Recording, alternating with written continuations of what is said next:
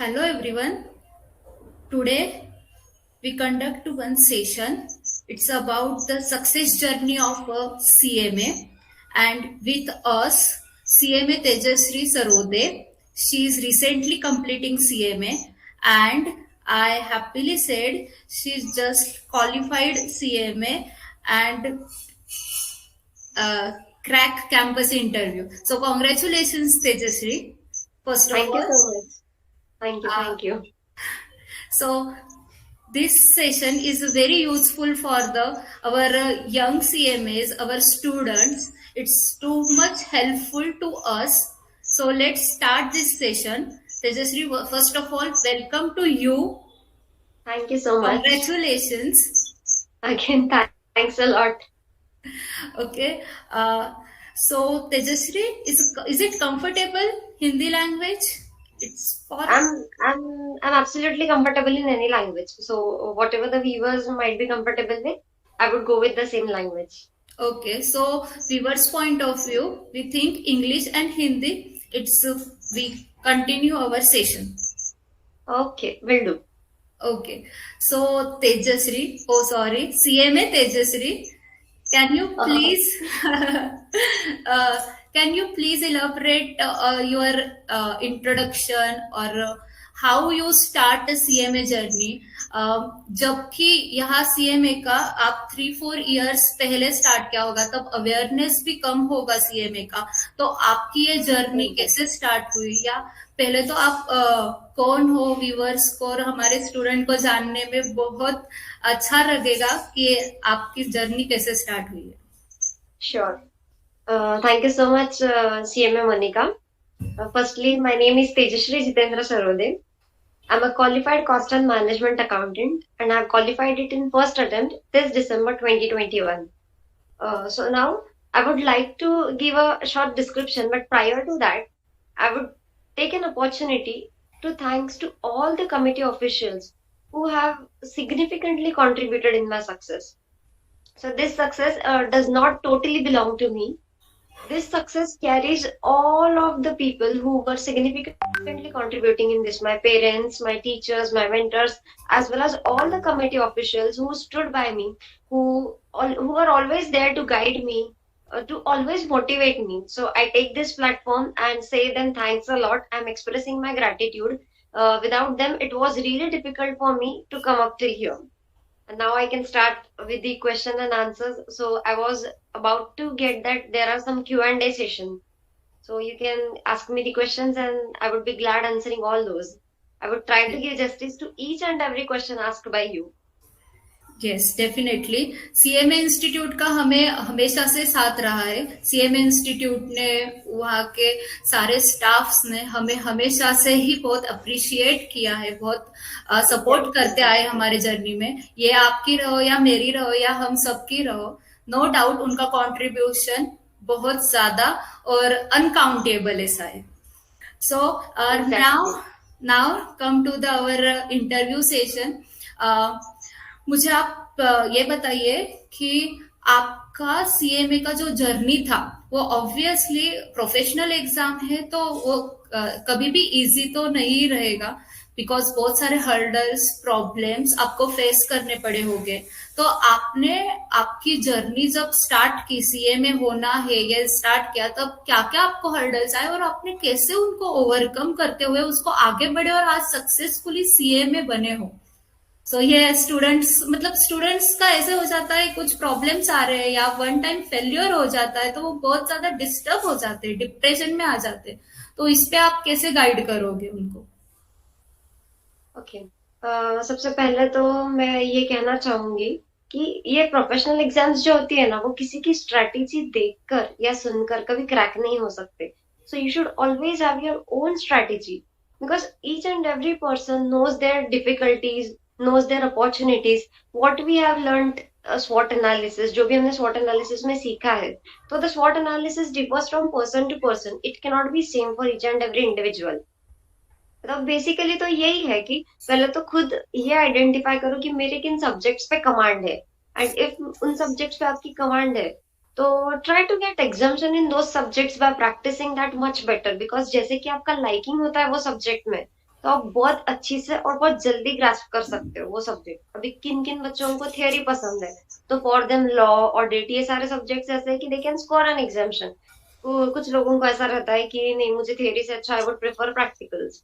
So for them, they can even prefer practicals and they can practice all the questions or even extra questions which the institute publish.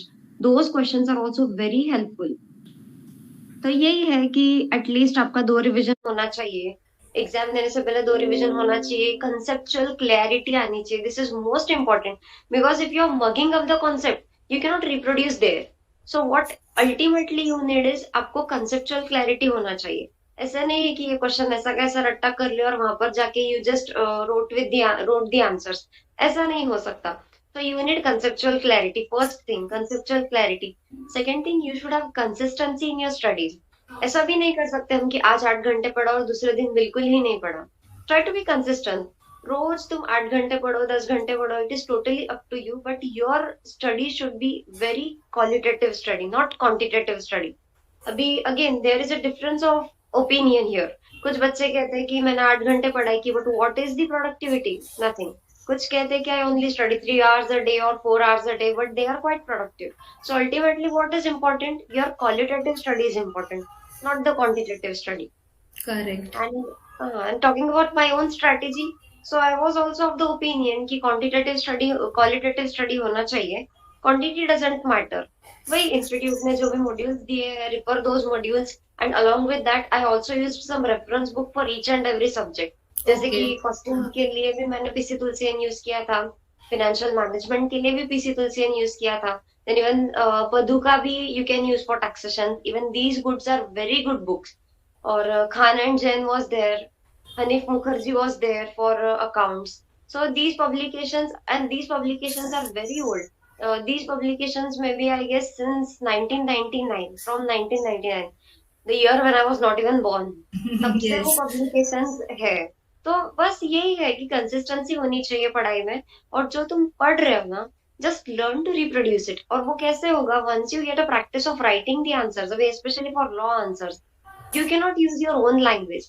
Rather than that, you are preferable to use the language which is given by the book. Just because वो एक legal terminology में explain किया हुआ होता है। तो yes. वही है कि जिन चीजों के लिए आपको प्रैक्टिकली सॉल्व करने की जरूरत है, प्रैक्टिस दोज थिंग्स। अभी जैसे कि एग्जाम्पल्स होते हैं, you can not just look and understand, और you can not just observe and understand. उसके लिए तो आपको खुद सॉल्व करना ही पड़ेगा। So for practical subject you should have writing practice, and also for some theory subjects like law and audit, जिसकी लीगल टर्मिनोलॉजी होती है, लीगल लाइंस में जिसका आंसर एक्सपेक्ट करती है इंस्टीट्यूट, उसकी भी राइटिंग प्रैक्टिस बहुत जरूरी है। यस. सही है. जैसे कि तेजस्वी का कहना है कि आपको क्वालिटेटिव स्टडी करना चाहिए, कंसिस्टेंसी रखनी चाहिए. आप इंस्टीट्यूट के तो मॉड्यूल्स है या स्टडी मटेरियल है वो तो रेफर करो ही करो. अपार्ट फ्रॉम दैट, उसके बावजूद आपको जो एक्स्ट्रा जो भी स्टडी मटेरियल है, जो रेफरेंस बुक है, वो भी आपको ऑब्वियसली हेल्पफुल रहेगा अपने एग्जामिनेशन क्रैक करने के लिए. तो एग्जैक्टली। यस, आगे बढ़ते हुए मैं तेजस्वी आपसे ये पूछना पसंद करूंगी और सभी स्टूडेंट का रहेगा कि जब भी ऐसे हर स्टूडेंट का अपने स्टूडेंट लाइफ में कभी ना कभी ये तो होता ही है कि अरे बहुत हो गया स्टडी, अभी बस मुझे नहीं करना, मतलब तब आपको क्या इंस्पायर करता है या क्या मोटिवेट करता था कि नहीं मुझे सीए में बनना है, मुझे ये जर्नी कंप्लीट करनी है, मुझे ऐसे हार मान के? क्योंकि हम जब स्टार्ट करते हैं तब अपन स्टार्ट तो कर देते, लेकिन जब जर्नी स्टार्ट होने के बाद अपने को जो भी चीजें आती है कि बहुत बार अपन पीछे खींचे जाते हैं या फिर स्टॉप करो, बहुत वही वही चल रहा है। तो इस टाइम पे आपको कौन सी चीज थी या कौन था जो आपको मोटिवेट करता था, या कैसे आप अपने आप को मोटिवेट रखते थे? ओके। यहाँ पर मैं किसी एक पर्सन का नाम नहीं लेना चाहती, because as I said in my success there are more than, मतलब बहुत सारे लोग you are significant contributory in this. तो जैसे कि अब मुझे क्या होता था when I used to feel demotivated, तो I was very close to my dad in all these things. तो बस उनको एक फोन कॉल कर देती थी, कहती थी कि ऐसा ऐसा हो रहा है। So he used to tell just keep the books, roam around, एक अच्छी से राउंड मार के आओ, मस्त घूम के आओ, freshen up yourself, and then you can study. अगर ऐसा है कि आप डिमोटिवेटिंग फील कर रहे हो and then also you try to study, then that study is not at all productive. So अभी जैसे देखो, किसी किसी को म्यूजिक सुनना पसंद है, किसी किसी को स्केचिंग करना पसंद है. तो जब भी डिमोटिवेटिंग फील होता है ना, कुछ ऐसा करो जो करना पसंद है. उससे आपको जो हैप्पीनेस आएगा ना, वो ऐसे बस मुझे डिमोटिवेट हो रहा है, मुझे डिमोटिवेट हो रहा है, ये कहने से नहीं होगा. तो रादर देन ऐसा करना कि जो अच्छा लगता है वो करो. उसके बाद आपको खुद एक इनर इंस्टिंक्ट जो है ना, वो कहने लगेगा कि enough of time pass, now you can get back to your studies. ऐसा होता है. You can try once and this happens. In my case this used to happen. Yes और यस क्या करा, तब ऐसा लगता था कि यार अपन पढ़ रहे हैं, कुछ समझ नहीं आ रहा है, बिकॉज वो मोमेंट होता था जहां पर अपन डिमोटिवेट हुए हुए होते थे. So it's better, keep the books aside, roam around और do whatever you love, whatever you like. And once you are done with it, फिर वापस पढ़ाई पे बैठो. सही है. सेम ये सबको ही अपने स्टडीज के जर्नी के टाइम पे जब अपन स्टूडेंट होते तो each and every one face this stage, but हम कैसे उसको टैकल करके आगे बढ़ते हैं और ये डिग्री या फिर हम अपने लाइफ में कैसे आगे बढ़ रहे, it is this very important. Exactly. How you tackle that situation, that some of time depress if you feel, और स्टडी मेरा नहीं हो रहा है या फिर स्टडी कैसे करूं, अभी कुछ समझ ही नहीं आ रहा है, तो स्टक ना रहे, आगे बढ़ते जाओ, ऑटोमेटिक रास्ते आपको मिलते जाएंगे. एग्जैक्टली. ओके. तेजस्वी, ये जानने में हमें बहुत उत्सुकता है कि आपने, जबकि कोविड सिचुएशन भी चल रहा है या फिर इंस्टीट्यूट में भी कभी ऑनलाइन पेपर्स, कभी होम बेस, कभी सेंट्रल बेस, इस सब को आपने कैसे देखा और कैसे आप इससे डिस्टर्ब ना होते हुए, कंफ्यूज ना होते हुए, क्योंकि स्टूडेंट बहुत कंफ्यूज हो गए कि ऑनलाइन पैटर्न कैसा रहेगा, एमसीक्यू में कैसे क्वेश्चंस आएंगे. स्टूडेंट्स का बहुत इसमें कंफ्यूजन रहने की वजह से भी स्टूडेंट को समझ नहीं आता है कि कैसे स्टडी किया जाए. बिकॉज पहले तो स्टडी ऐसे होता था कि पूरा अपन प्रॉब्लम है तो वो सॉल्व कर रहे हैं, प्रैक्टिकल पेपर है, थ्योरी पेपर है, रिटर्न में सब लिख रहे हैं.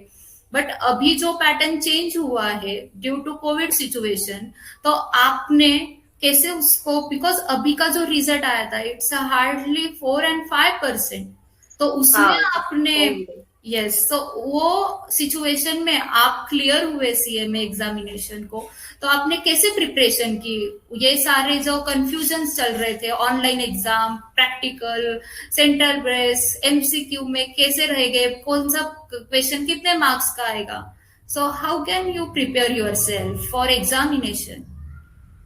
Okay. So I must say कि change is a part of life.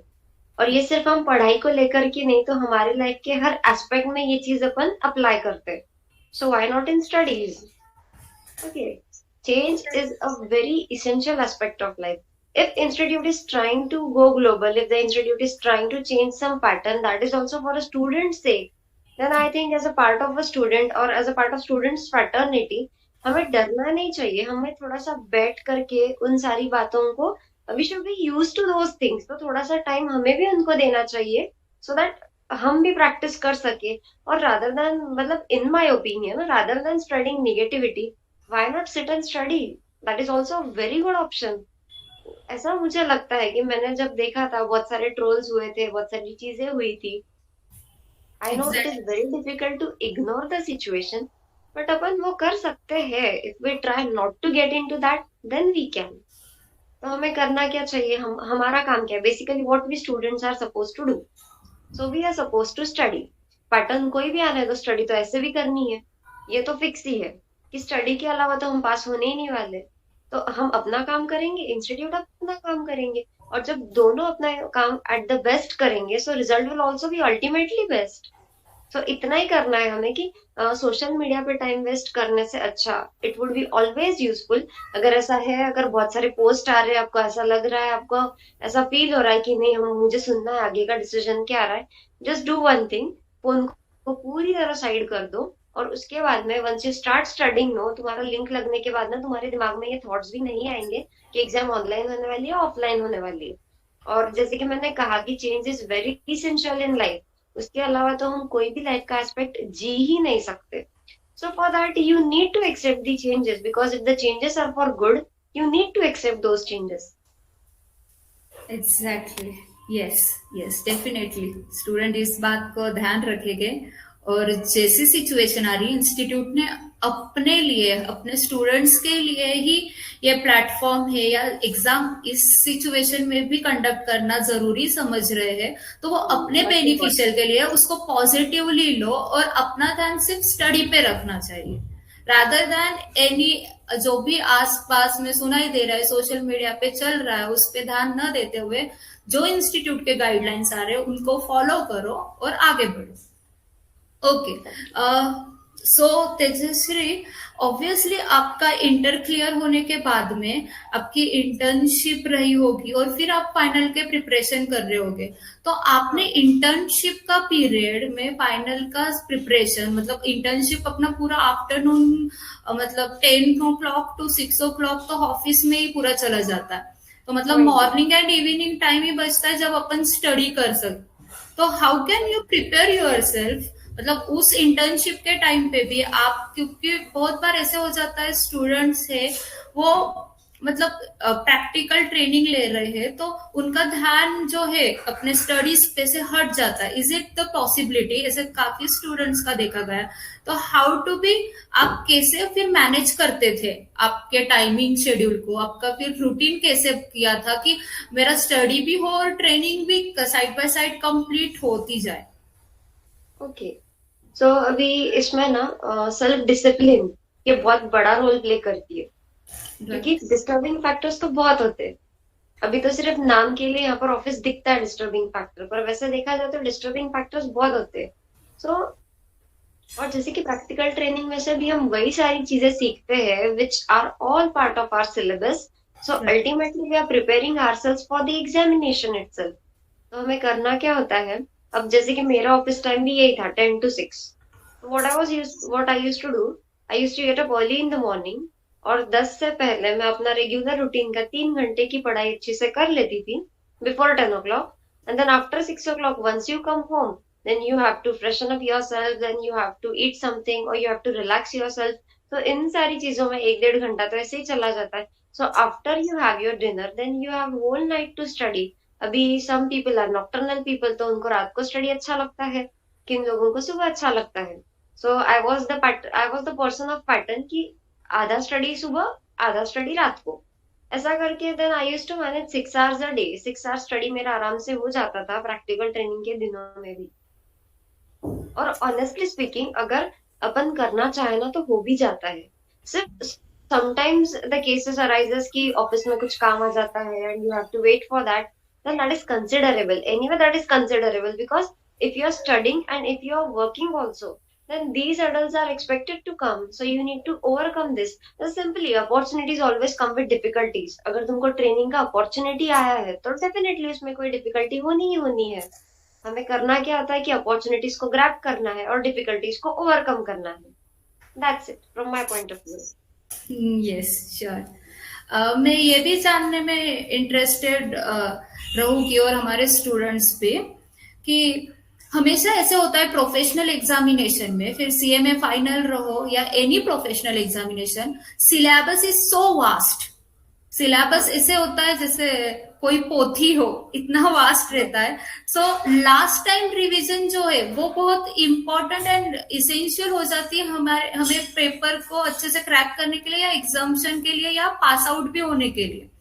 So how can वो लास्ट टाइम या लास्ट 1 day में हम कैसे पूरा सिलेबस एक बार पूरा देख के हो जाए, उसके लिए आपने क्या किया था? So what I used to do when I used to study, at that time only I used to take my bullet notes.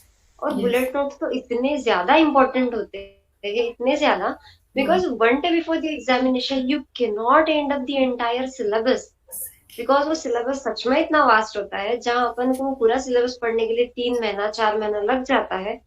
It is literally next to impossible. करते हैं पढ़ने वाले बच्चे, वो भी कर लेते कि एक दिन पहले पूरा syllabus, but for the students, general students जैसे कि मैं हो गई, ऐसे स्टूडेंट्स के लिए तो क्या है ना, it's always preferable when you start studying आपके बुलेट नोट्स निकालना स्टार्ट करो, और that bullet notes will help you one day before the examination. ऐसा. मतलब समरी नोट्स बनाते चलो, समरी नोट्स जो भी रहेंगे टॉपिक वाइज समरी नोट्स है कि ये तो मुझे एग्जाम के पहले देख के ही जाने हैं, तो वो Exactly. अपने को कभी भी फायदेमंद रहेगा. मतलब जैसे मैंने भी क्लियर किया था, तो मैंने भी समरी नोट्स का मुझे बहुत ज्यादा फायदा लास्ट मोमेंट पे साबित हुआ था. So that summary notes is so important. आप की पॉइंट्स जैसे चैप्टर ओवर हो रहे हैं वैसे निकाल के रखो, तो आपको लास्ट टाइम पे वो रिवाइज भी कर जाओगे, तो आपको वो एग्जामिनेशन के लिए बहुत फायदेमंद रहेगा. Fruitful होगा. Right right.